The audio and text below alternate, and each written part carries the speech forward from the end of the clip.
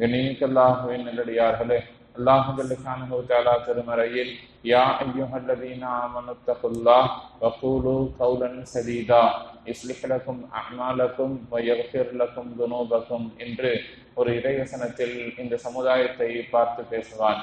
இந்த ஆயத்தினுடைய அர்த்தத்தை பார்க்கிற பொழுது, யா அய்யுஹல்லதீன ஆமனு, ஈமான் கொண்ட விசுவாசிகளே, இத்தகுல்லாஹ், அல்லாஹ்வை நீங்கள் அஞ்சிக் கொள்ளுங்கள்.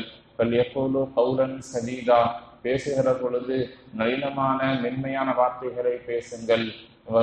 வல்யத்தகில்லாஹ வல்யகூலு கௌலன் சதீதா, நீங்கள் பேசினால் நல்ல விஷயங்களை பேசுங்கள். அந்த நல்ல பேச்சுக்கள் யுஸ்லிஹ் லக்கும் அஅமாலக்கும், உங்களுடைய அமல்களை அது இஸ்லாஹ் நேர்வழியாக நல்லதானதாக ஆக்கும். யக்ஃபிர் லக்கும் துனூபக்கும், உங்களுக்கு பாவம் மன்னிப்பையும் பெற்றுத்தரும் என்று அல்லாஹ் இறைவசனத்தில் பேசுவார்.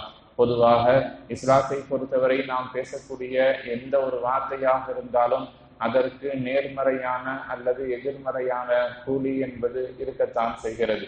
நாம் பேசக்கூடிய எந்த ஒரு வார்த்தைகளையும் அல்லாஹு ஜல்லஷானஹு தஆலா வீணான ஒரு வார்த்தையாக அமைத்து விடுவது கிடையாது. மாறாக நல்ல வார்த்தைகளாக இருக்கிற பட்சத்தில் அதற்கு அல்லாஹ் நற்கூலியை வழங்குகிறான்.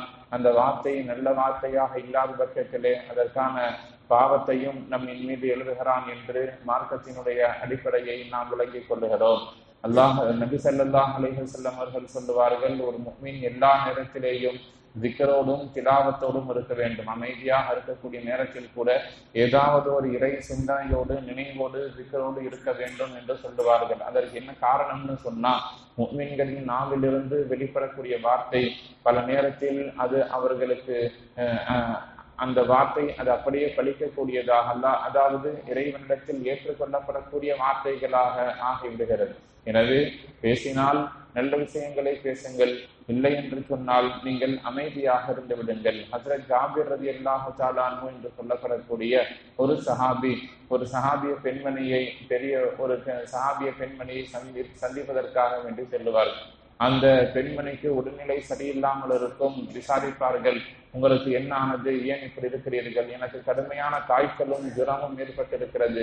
லா பாரக ஃபீஹி, அந்த காய்ச்சலுக்கு பரக்கத்தில்லாமல் போகட்டும். அந்த காய்ச்சல் வந்தனால எனக்கு உடம்புக்கு ரொம்ப முடியலன்னு சொல்லுவாங்க. அந்த நேரத்தில் ஜாபிர் ரலியல்லாஹு சொல்லுவார்கள், நீங்கள் காய்ச்சலை ஏசாதீர்கள், காய்ச்சலை பேசாதீர்கள்.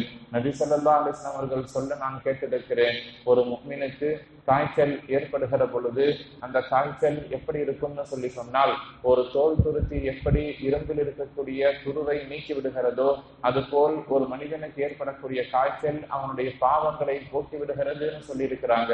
இந்த காய்ச்சல் உங்களுக்கு வேதனையை கொடுத்தாலும் கூட உங்களுடைய பாவங்களை போக்கி விடுகிறது. எனவே நீங்கள் காய்ச்சலை ஏசாதீர்கள் என்று ஜாபிர் ரலியல்லாஹு தஆலா அவர்கள் சொல்லக்கூடிய ஹதீஸை நாம் பார்க்கிறோம்.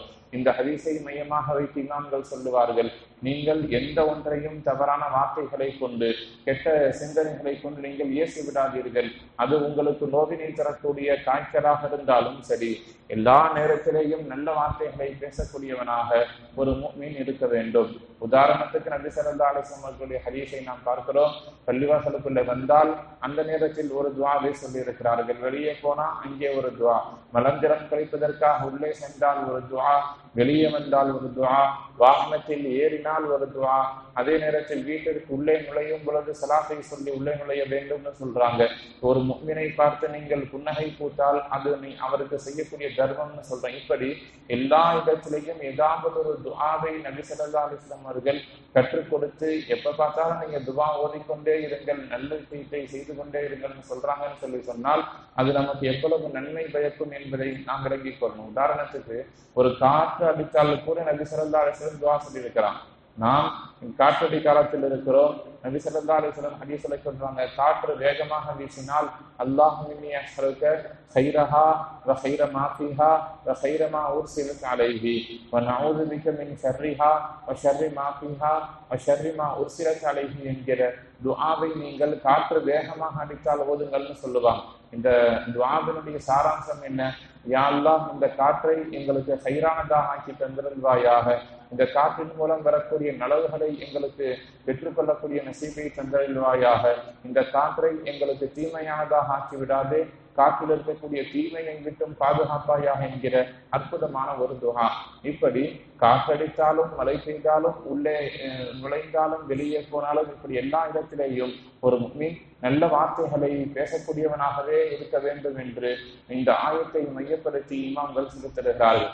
அனஸ் ரலியல்லாஹு தஆலா அன்ஹு என்று சொல்லப்படக்கூடிய அந்த சஹாபி, அவர்களுடைய தாயார் உம்மு சலீம் ரலியல்லாஹு தஆலா அன்ஹு அவர்கள் மிகச்சிறிய வயதிலேயே ஒரு 5-6 வயசு 7 வயசிலேயே நபி ஸல்லல்லாஹு அலைஹி வஸல்லம் அவர்களிடத்தில் கொண்டு வந்து அனஸ் ரலியல்லாஹுவை கொடுத்து உம்மு சலீம் ரலியல்லாஹு சொல்லுவாங்க, இவரை நீங்கள் காதிமாக பணியாளராக வைத்துக் கொள்ளுங்கள்னு சொல்லுவாங்க. ரொம்ப சின்ன பையன்.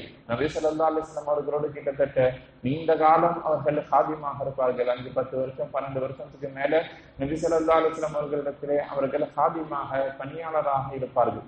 அவர்கள் ரிவாயத் செய்யக்கூடிய ஹதீஸ் என்னன்னா, நபி ஸல்லல்லாஹு அலைஹி வஸல்லம் அவர்கள் நான் அவரிடத்தில் பணி செய்கிற பொழுது என்னை ஒரு விஷயத்தை நீ இதை ஏன் செய்தாய் என்றும் நபி ஸல்லல்லாஹு அலைஹி வஸல்லம் அவர்கள் கேட்டதில்லை, இதை நீ ஏன் செய்யவில்லை என்றும் கேட்டதில்லை. ஒரு வேலையை செய்யன்னு சொல்லுவாங்க, செஞ்சால் சரி என்று ஏற்றுக்கொள்ளுவார்கள், செய்யவில்லை என்று சொன்னால் காரணத்தை கேட்டுவிட்டு அமைதியாக இருந்து விடுவார்களே தவிர இதை ஏன் செய்தாயினும் கேட்க மாட்டாங்க, ஏன் செய்யவில்லை என்றும் கேட்க மாட்டார்கள். அந்த அளவுக்கு நபி ஸல்லல்லாஹு அலைஹி வஸல்லம் அவர்கள் பேணுதலான வார்த்தையை பேசக்கூடியவர்களாக, நல்ல விதத்தில் மக்களிடத்தில் நடந்து கொள்ளக்கூடியவர்களாக இருந்தார்கள். சமகாலத்தில் நாம் பார்க்கிறோம், நம்முடைய கொள்கைக்கும் கோட்பாடுகளுக்கும் யாராவது முரண்பட்டு விட்டார்கள் என்று சொன்னால் அவர்களை மிக சாதாரணமாக ஏசுவதும் பேசுவதும் வாடிக்கையாக இருக்கிறது. ஒரு முஃமின் பிறரை ஏதாவது ஒரு தவறான வார்த்தையை கொண்டு ஏசுகிற பொழுது அதற்கு அவர்கள் தகுதியானவர்களாக இருந்தால் அந்த வார்த்தையின் பலனை அவர்கள் அனுபவிப்பார்கள். ஆனால் ஒருவர் நியாயமான நேர்மையான நபராக இருக்கிற பொழுது நாம் அவரை பார்த்து வீசுகிற அந்த வார்த்தை மீண்டும் அது நம்மையே வந்து சேர்ந்துவிடும் என்பது இமாம்களால் நமக்கு சொல்லித் தரப்படக்கூடிய அற்புதமான ஒரு செய்தியாக இருக்கிறது. எனவே அல்லாஹ்வை நாம் அஞ்சு கொள்ளுவதோடு நல்ல விஷயங்களை நாம் பேச வேண்டும். அந்த நல்ல வார்த்தைகள் பல நேரத்தில் அது நமக்கும் துஆவாக இருக்கும், அது பிறருக்கும் பிரயோஜனம் தரக்கூடியதாக இருக்கும். ஒரு மனிதர் என்னுடைய மனதில் ஏற்படக்கூடிய பொறாமைக்கு நான் என்ன செய்வதுன்னு கேட்பான். அதாவது என்னிடத்துல செருப்பு இல்லை, எனக்கு முன்னால் ஒருவர் உயர்தரமான செருப்பை அணிந்து செல்கிறார், அதை பார்க்கிற பொழுது எனக்கு மனதில் இது நமக்கு கிடைக்கவில்லையே என்கிற எண்ணம் ஏற்படுகிறது. நான் என்ன செய்யட்டும்னு கேட்ட பொழுது அதற்கு சொல்லித்தரப்படக்கூடிய செய்தி என்னன்னு சொல்லி சொன்னால், நீங்கள் உங்களுடைய மனம் ஆசைப்படக்கூடிய மனதில் பொறாமை ஏற்படுகிற பொழுது உங்களுடைய மனதில் உங்களுக்கு கிடைக்காத விஷயங்கள் பிறருக்கு கிடைக்கிற பொழுது அவருக்காக துஆ செய்யுங்கள், அல்லாஹ் உங்களுக்கு பரக்கத் செய்யட்டும்னு சொல்லுங்க. அது அவருக்கும் துஆவாக இருக்கும், அதே நேரத்தில் அந்த விஷயம் உங்களுக்கு நன்மையை பெற்றுத்தரக்கூடியதாகவும் இருக்கும் என்று சொல்லித் தரப்படுகிறது. எனவே நாம் நல்ல விஷயங்களை நல்ல சிந்தனைகளை மனதிலும் ஏற்றிருக்க வேண்டும். பேசுகிற வார்த்தையிலேயும் நல்ல வார்த்தைகளாக இருக்க வேண்டும். அல்லாஹ் ஜல்ல ஷானஹு தஆலா நம்முடைய நல்ல அமல்களை கபூல் செய்து ஈருலகத்திலேயும் நல்ல பாக்கியங்களை நிரப்பமாக தந்த நல்லவர்கள் புரிவானாக.